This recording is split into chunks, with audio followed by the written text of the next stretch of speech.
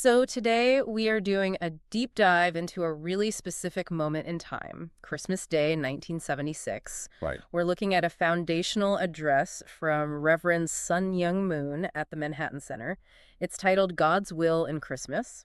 And this text is, it's indispensable if you want to understand the movement at this point in its history. Yeah, we've pulled some key excerpts because this really defined the Unification Church at, well, a very critical time. A critical time, is putting it mildly. Yeah. The speaker himself called 1976 a most critical and extraordinary year for the church. So this message, it's not just a holiday sermon. Yeah. It's a theological blueprint, but it's also a pretty sharp warning. And that warning is really our starting point. I mean, the message just comes right out and says that celebrating Christmas is meaningless. Completely meaningless, yes. Unless you know the precise purpose for why Jesus came 2,000 years ago. And, well, that's our mission for this deep dive, to get at that original purpose and the path to salvation as it's laid out here. Exactly. And before you even get to Jesus, the text establishes this absolute premise. It says the will of God is, and I'm quoting, eternal, unchanging, absolute, and unique. Okay, that's a heavy start. It is. And the implication is huge. It means God set one perfect target. And this is the critical part. God cannot compromise or deviate from his original goal. This idea of absoluteness, it's the foundation for everything that follows. Okay, so let's unpack that. This idea of an unchanging, uncompromising will. The source says God's original plan was thwarted because of the fall of man.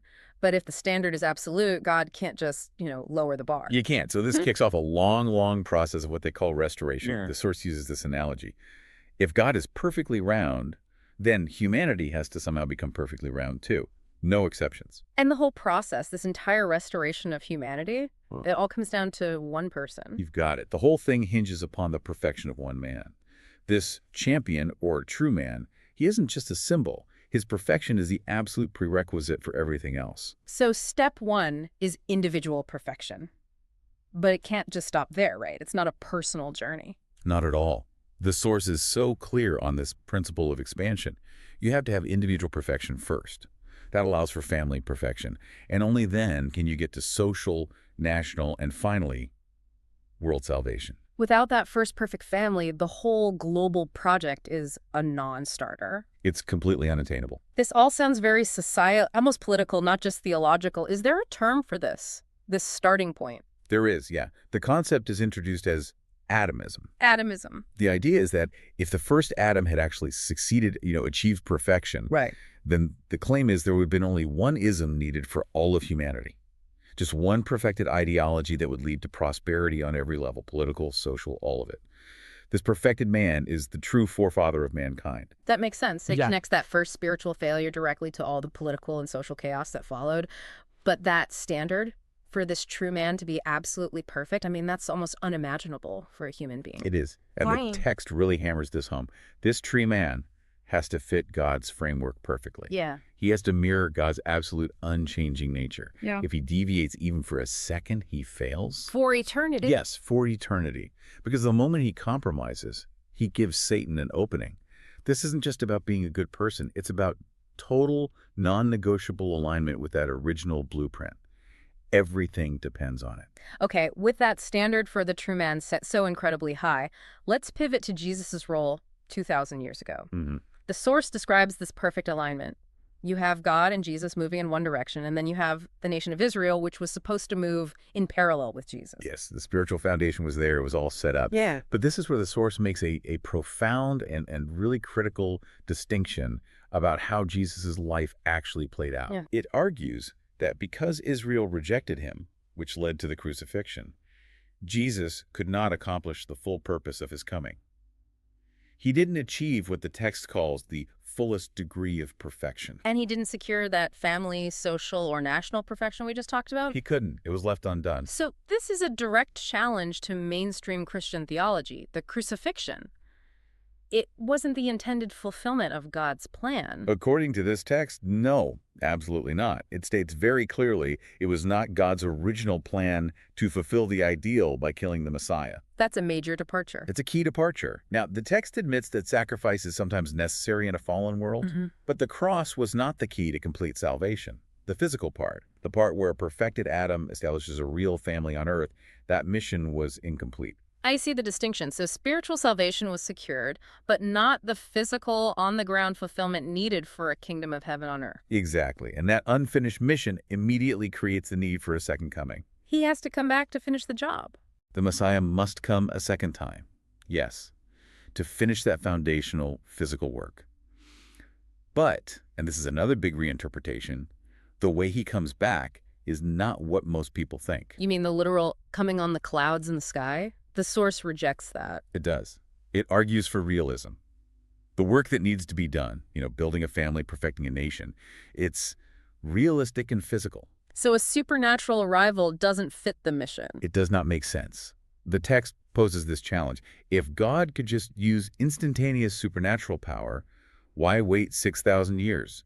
Why would anyone need faith? No, the Lord of the Second Advent has to come for the same realistic purpose as Adam and Jesus, to be that perfected person here on earth. And what about judgment? That word is almost always tied to the second coming. It's completely reframed. The source explicitly says the Messiah is not coming to wipe out the world. Okay, so not apocalyptic. Not at all. Judgment here is defined as the constructive work of God to see the fulfillment of the kingdom of God here on earth.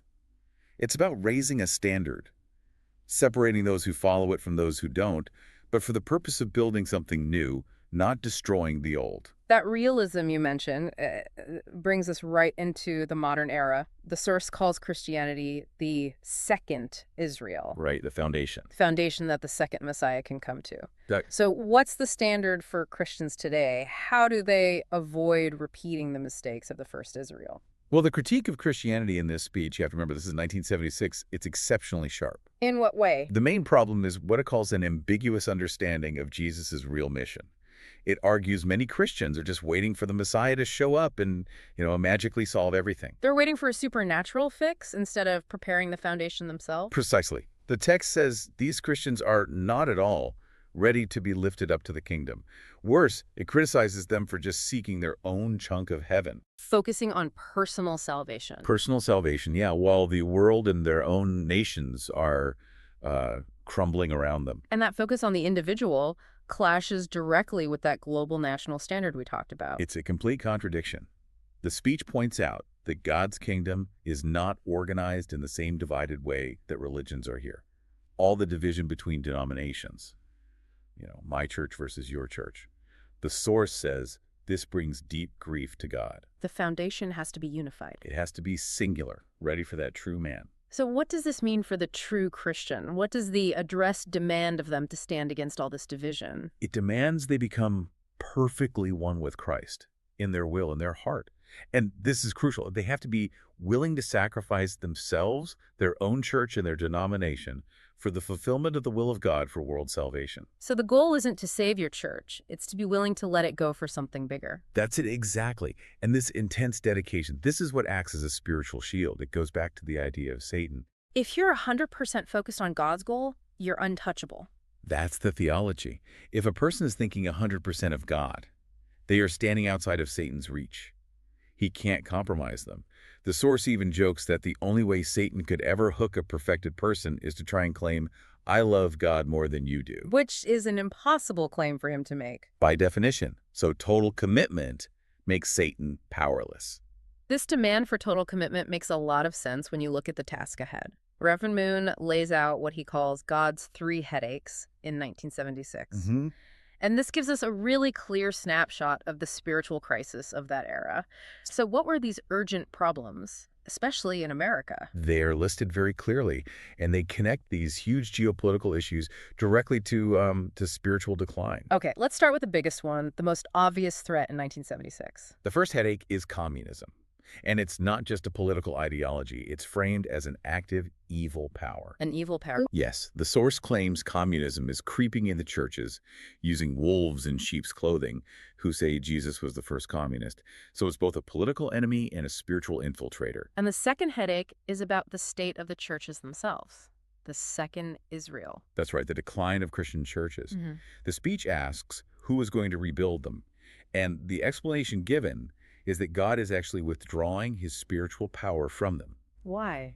Because he has shifted to another dispensation. He's centering his work on a new ideology, a new revelation. And the implication is that any church that opposes this new truth will just decline. It's presented as inevitable. And the final one, the third headache, this one's about the moral landscape. A third is the moral degradation of youth. This was seen as a major crisis in America in '76.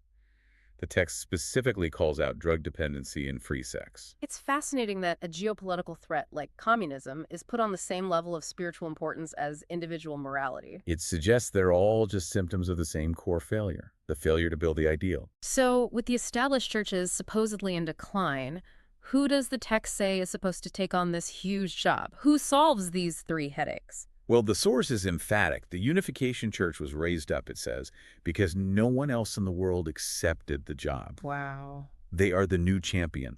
They're tasked to fix these three problems, and they are presented as the only hope of the world.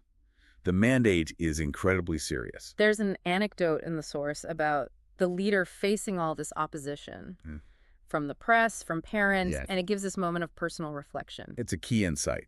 He shared his secret comfort in the face of all that persecution, and it was the knowledge that my Father in heaven has felt much greater suffering than I do. So the goal isn't just about winning. No, the ultimate goal transcends winning. It's about finding empathy with God and Jesus. It's about liberating their hearts from, 6,000 years of historical suffering. So this 1976 Christmas address really frames the entire movement as being part of a historic mission. It does. They have to defeat communism, fix a fragmented Christian world, but more than anything, they have to liberate the heart of God and Jesus. It's all built on this idea of just unwavering commitment. Absolutely. And the source ends with this incredibly powerful call to action that reinforces that commitment. The members are told that if they die in this struggle, their death is not in vain, that as long as they hold this goal of world salvation, God will be like a tailwind, pushing them forward. As long as they don't turn around before the final victory, it's an overwhelming vision. It is. It's theological warfare and spiritual reconstruction all at once. It really is. And his speech ends with this dramatic plea for the listener, the member, to, lengthen their arms and strengthen their feet to embrace the entire world and lift it to God's throne. They have to take on God's responsibility. So the question for you, the learner, is how do you evaluate a movement that proclaims itself the only hope of the world? A movement born from what it sees as the failure of the first advent, and whose definition of victory requires this absolute, unchanging global march that's meant to transcend all existing religious lines. That's the inheritance of this 1976 Christmas message.